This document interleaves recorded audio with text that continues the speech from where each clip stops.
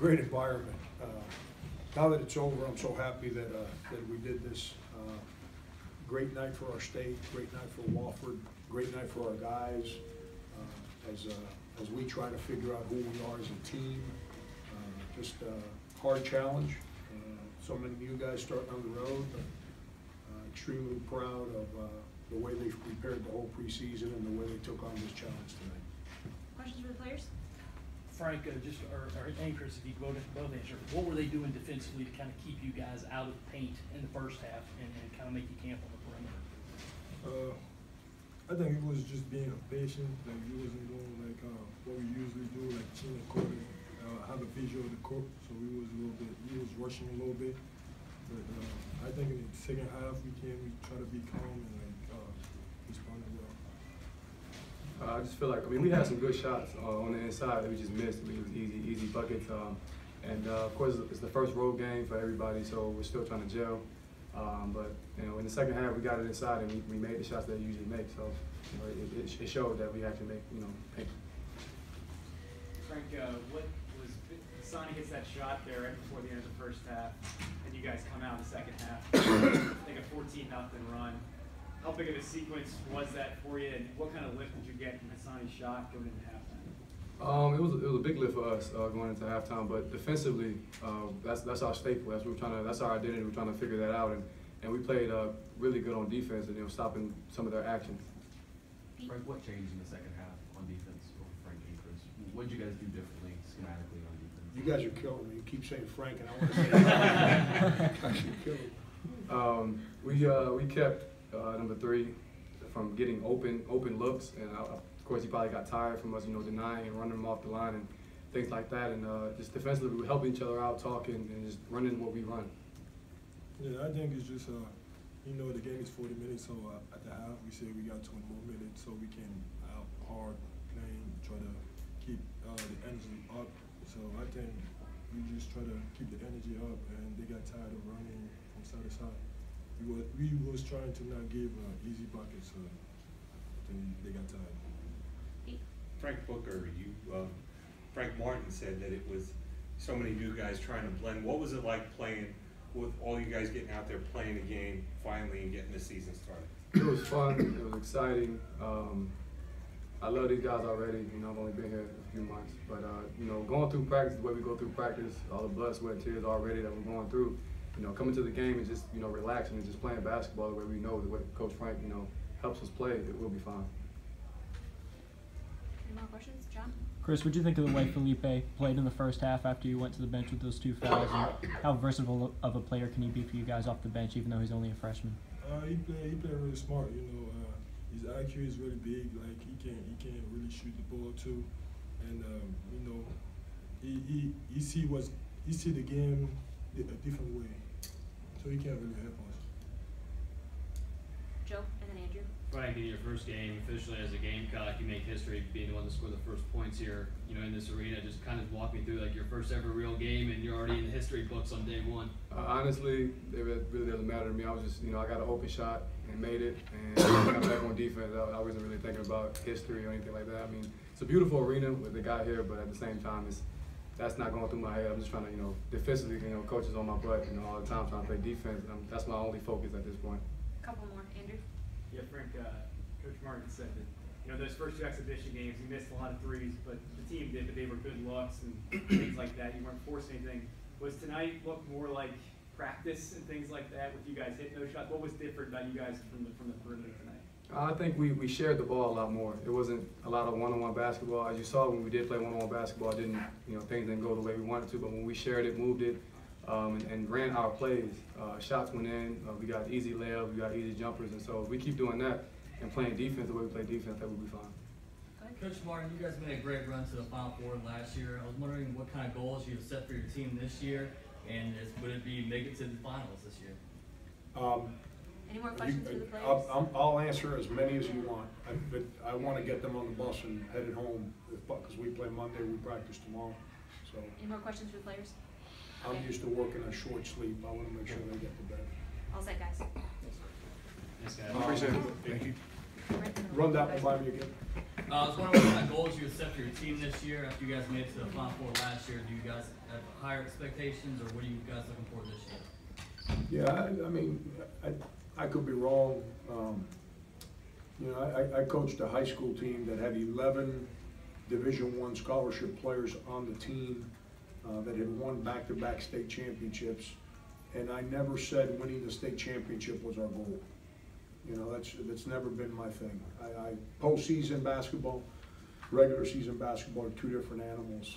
I think if your goals are predicated on the previous year and on postseason basketball, I mean success in postseason basketball, I think you're putting your kids in a bad place. Our goal every year, I've said this from the day I got hired on March 27, 2012, we're going to compete to win the SEC. That is what we shoot for every day. We will practice every day. We try to get better every day. We don't dwell on the past. We want to put ourselves in a place where we can compete for the SEC championship. I think we've put ourselves there over the last couple of years. The team 2 years ago, I'm not good with predictions, but I'm good with the past. The team 2 years ago, if we would have gotten into the NCAA tournament, I think that team could have had success in the NCAA tournament. But it wasn't meant to be, and last year's team was. But the reason we had success in the NCAA tournament is because we finished tied for third in the SEC. And because that means that we're good enough to play with the better teams in our league, then we know that we have a chance to succeed in postseason. But that's how we go about it. Frank, how do you think your defense played tonight?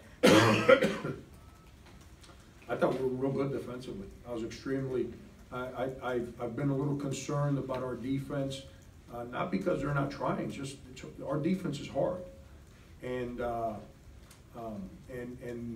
they do such a great job on getting their guards space that I was concerned with our rotations and things of that nature. And you know, the game today, the key to the game was, in my eyes, going in, and what I tried to prepare the team defensively was we had to be real good on the ball so we didn't have to get caught on help.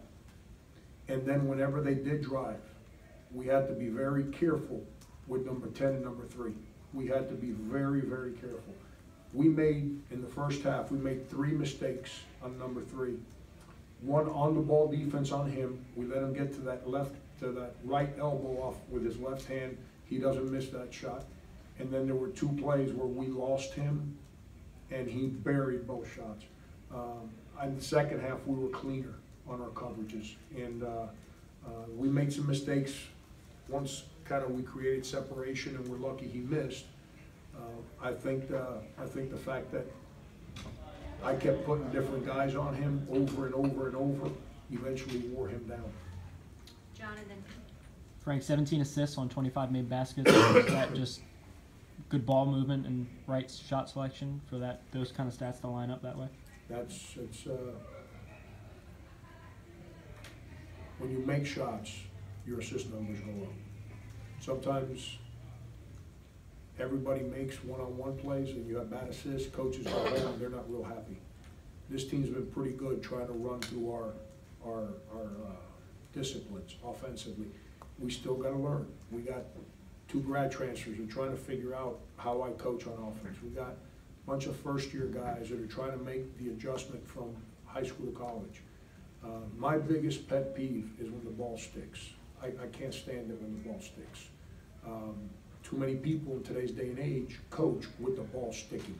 They want the ball to stick and put them in a ball screen and go make a play. We can do that at the end of the clock. You know, when the clock gets down, then we can just figure it out, go. We got stuff we do, but that's when you go do your own thing. If the clock is not late, we need to pass, screen, cut, to piggyback on your question and something that was, I think Dave asked a second ago, you know, in the first half, we played good offense. We turned it over. The little adjustment we made in the second half was they were really, really concentrating on the paint on our low post play. So instead of playing through the low post, I tried to play our guys through the elbows, our bigs, Mike and Chris, and both of them. And I tell you guys, I've learned them as players and they've gotten better. I couldn't do that with them last year. Now we can play those guys through elbows, and so when we got them to the elbow, it opened the paint. So now we were able to get some layups. Frank, even though he's new to you, it looked like Frank Booker has kind of a been there, done that kind of style, and it's got to be calming for you. It's got to be good for you to have somebody like that on this team to kind of help out, even though there's so many new faces. Yeah, it's his first 2 years at Oklahoma, he was part of NCAA teams. And his sophomore year, he was their leading scorer off the bench of a team that went to the Sweet 16. So he's lived it, you know.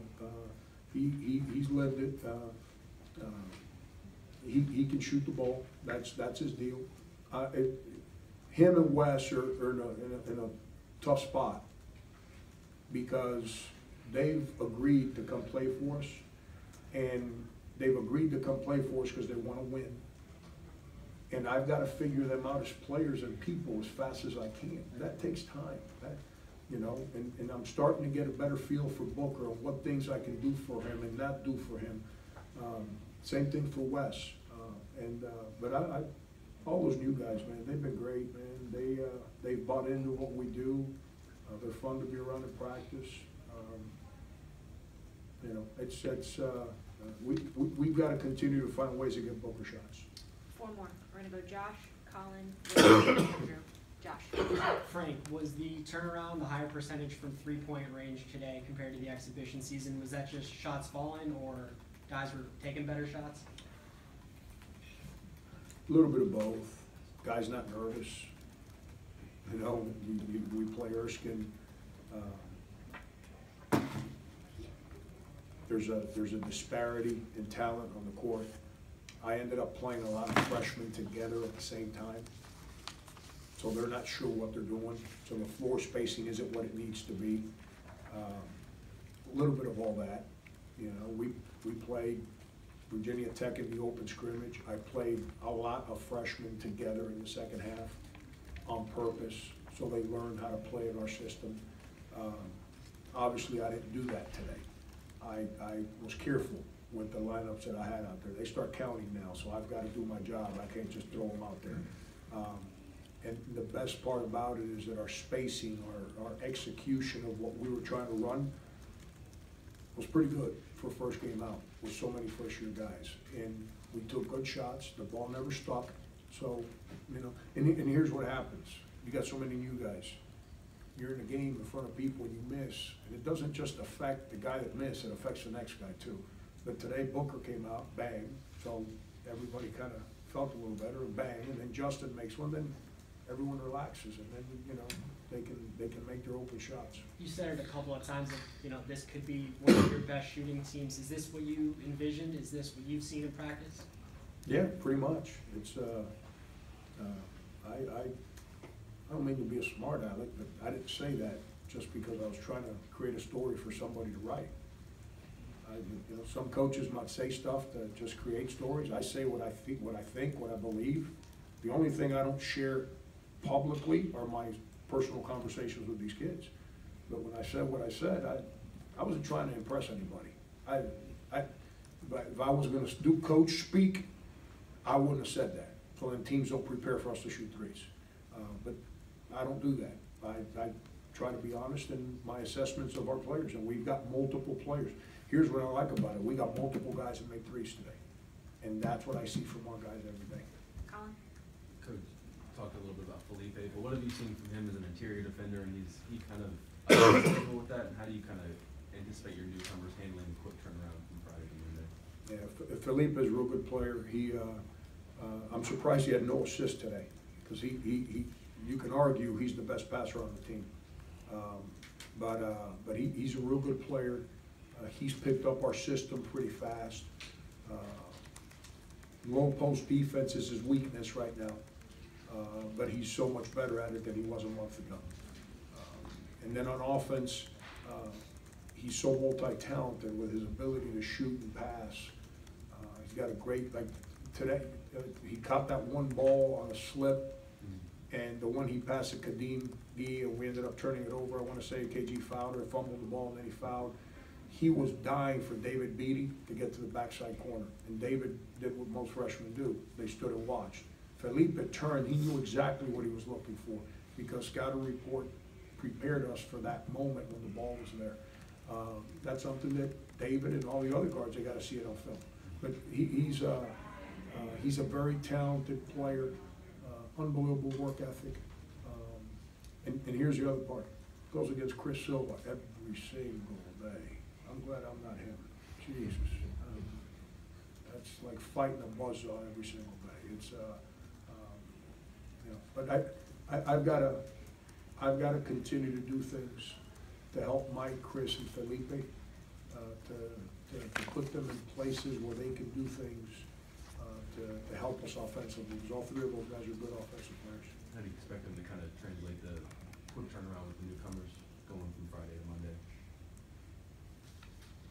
You've seen my side. They'll find out in a hurry tomorrow afternoon at 2 p.m. You know, I hope Will's got his guys up so I can relax when I walk into practice at 2 o'clock. And then if my young guys come out thinking that they've arrived, then I'll go home with a bad headache, but they're gonna have one too. Will, and then last question to Andrew. How much different does your lineup look when you have Felipe and Mike on the floor together, and you can stretch out those bigs? You're not necessarily always playing down low with that, and they can stretch things out.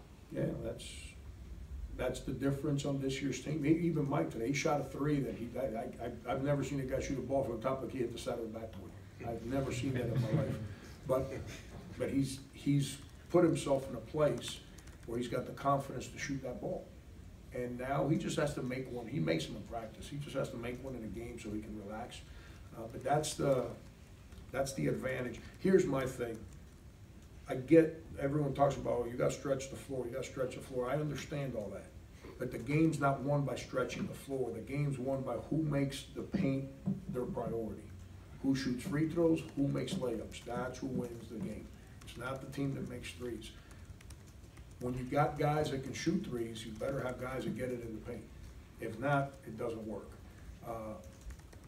Chris and Mike both will score in the paint.